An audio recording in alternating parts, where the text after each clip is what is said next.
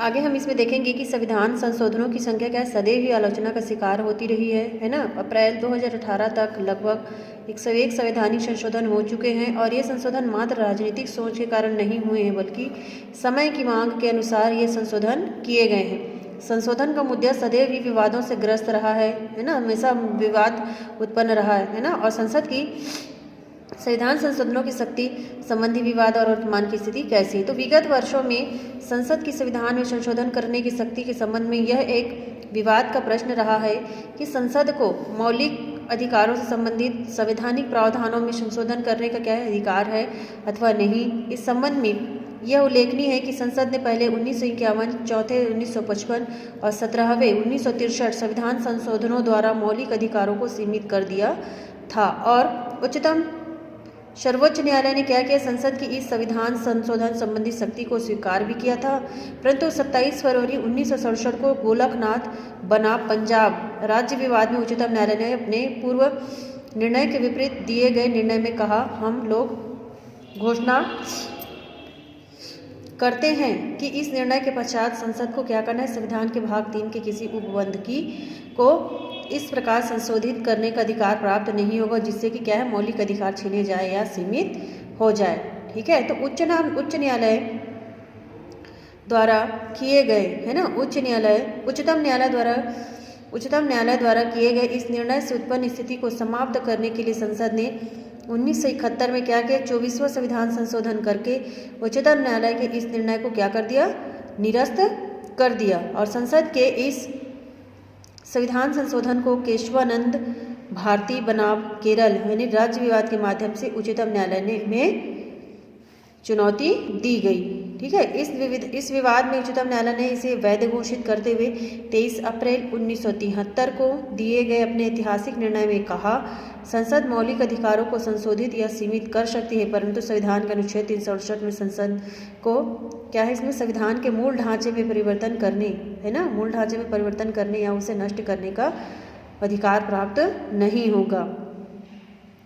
मई 1980 में Minerva mills तथा अन्य बनाम भारत सरकार विवाद में भी उच्चतम न्यायालय ने अपने 1973 में दिए गए निर्णय का ही पुनः प्रतिपादन किया और उच्चतम न्यायालय द्वारा 1973 और 1980 में दिए गए उक्त निर्णयों के संबंध में यह उल्लेखनीय है कि इन दोनों ही निर्णयों में यह स्पष्ट नहीं किया गया कि संविधान के मूल ढांचे में ऐसी कौन कौन सी व्यवस्थाएं आती हैं जिनमें संसद संशोधन नहीं कर सकती है ना। परंतु इस संबंध में सामान्य रूप से विचार किया जाए तो निश्चित रूप से यह कहा जा सकता है कि संविधान के मूल ढांचे में निम्नलिखित व्यवस्थाएं तो अवश्य ही आती है। पहला, इसमें संविधान का लोकतांत्रिक और धर्मनिरपेक्ष स्वरूप है। दूसरा है नागरिकों के मौलिक अधिकार एवं स्वतंत्रताएं। तीसरा है लोकसभा और राज्य विधानसभाओं के वयस्क मताधिकार पर आधारित स्वतंत्र निर्वाचन।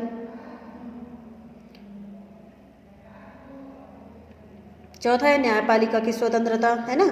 तो उपयुक्त के अतिरिक्त कुछ राजनीतिज्ञों एवं विधिवेत्ताओं का मत है कि भारत की संघात्मक शासन व्यवस्था तथा संसदात्मक अथवा मंत्रिमंडलात्मक शासन व्यवस्था को भी संविधान के मूल ढांचे का अंग माना जाना चाहिए, परंतु कुछ अन्य विचारक इस मत से क्या है, विपरीत है। इस प्रकार संसद की संविधान संशोधन की शक्ति के संबंध में वर्तमान स्थिति यह है कि संसद मौलिक अधिकारों सहित संविधान के सभी उपबंधों में संशोधन कर सकती है, परंतु उसे संविधान के मूल ढांचे को परिवर्तित करने या उसे नष्ट करने का क्या है, उसको अधिकार नहीं है।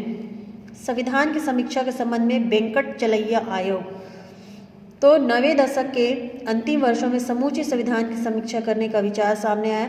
सन 2000 में भारत सरकार ने क्या किया, उच्चतम न्यायालय के सेवानिवृत्त मुख्य न्यायाधीश श्री वेंकट चलैया की अध्यक्षता में एक आयोग को क्या नियुक्त किया है ना, जिसका उद्देश्य क्या था, संविधान के कामकाज की समीक्षा करना था है ना, संविधान में जो कार्य हैं उसका समीक्षा उसको करना था। और विपक्षी दल तथा अन्य संगठनों से इस आयोग का बहिष्कार किया। आयोग को लेकर उठा राजनीतिक विवाद अपनी जगह है, लेकिन गौर करने की बात यह है कि आयोग ने बुनियादी संरचना में क्या क्या विश्वास जताया और ऐसे किसी कदम की सिफारिश नहीं की जिससे संविधान की बुनियादी संरचना को चोट पहुंचती हो। इससे पता चलता है कि हमारे संविधान में बुनियादी संरचना के सिद्धांत को कितना महत्व दिया गया है ना। निष्कर्षतः हमारा संविधान एक जीवंत दस्तावेज है। संविधान में संशोधन का अधिकार संसद को दिया गया है ना, लेकिन संवैधानिक ढांचे के अंतर्गत तथा जनहित के उपाय विधिक सीमाओं के अंदर दोनों की बात न्यायालय द्वारा कही गई है।